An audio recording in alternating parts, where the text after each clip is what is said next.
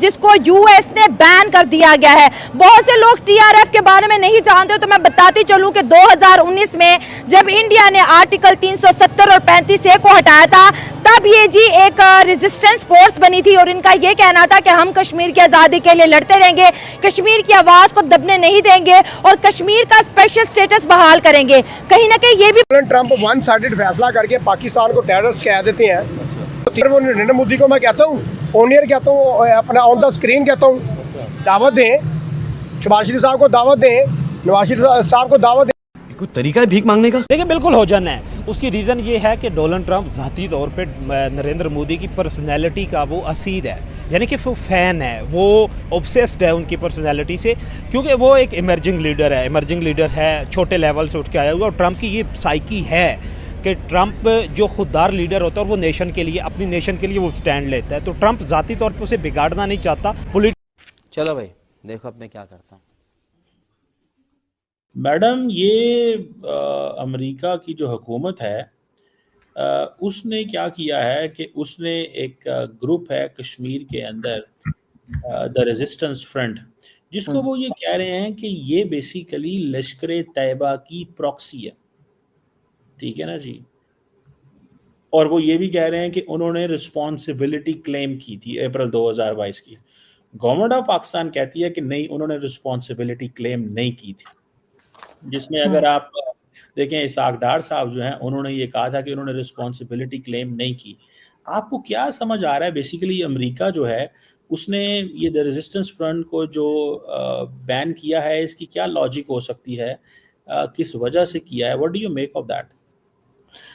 Sir, पहली बात तो अमेरिका हो या यूएन की तरफ से जो इस तरह से किसी ग्रुप को टेरर ग्रुप बताया जाता है या किसी एक आदमी को कहा जाता है, मेरे ख्याल है वो खुद वो बेहतर समझते हैं। उन्होंने कुछ चेक करके ही बताया, तो बाकी चीजों में तो हम फौरन यूएन की बात मान जाते हैं, इसमें क्यों नहीं मानते।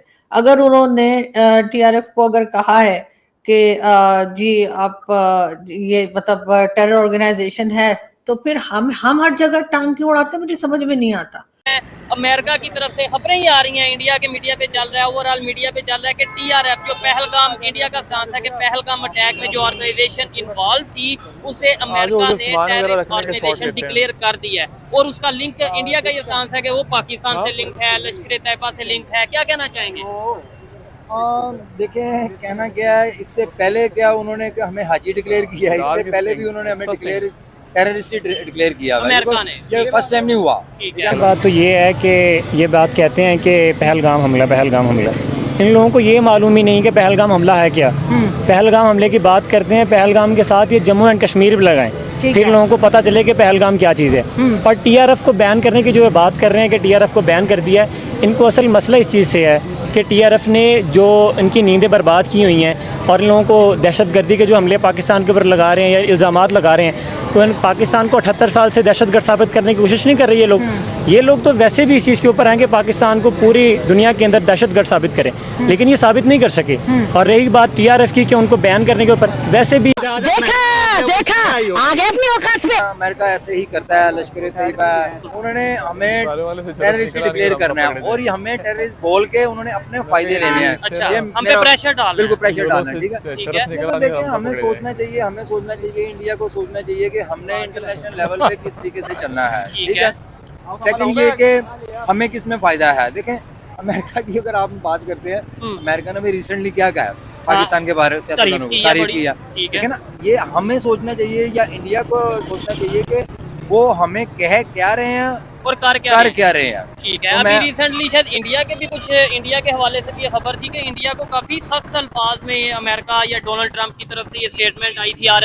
सर देखें ना, मेरी बात सुने। देखिए बिल्कुल हो जाना है। उसकी रीज़न ये है कि डोनाल्ड ट्रंप ज़ाती तौर पे नरेंद्र मोदी की पर्सनैलिटी का वो असीर है, यानी कि वो फ़ैन है, वो ऑब्सेस्ड है उनकी पर्सनैलिटी से, क्योंकि वो एक इमर्जिंग लीडर है, छोटे लेवल से उठ के आया हुआ। और ट्रंप की ये साइकी है कि ट्रंप जो खुददार लीडर होता है और वो नेशन के लिए, अपनी नेशन के लिए वो स्टैंड लेता है। तो ट्रंप ज़ाती तौर पे उसे बिगाड़ना नहीं चाहता। पॉलिटिकल मनूवरिंग ईयर है, और इस ईयर में आप देखिएगा नई पॉलिटिकल फिगर जो है वो मैनिपुलेट होके, या वो आप ये कह लें कि फ्लोरिश होके सामने आएंगी। सबसे बड़ी मिसाल ये है कि अगर अमेरिका में नई पॉलिटिकल फेस जो है वो आ गया, तो पूरी दुनिया में नया पॉलिटिकल फेस जो है वो, और नई पॉलिटिकल डायनामिक्स आएगी।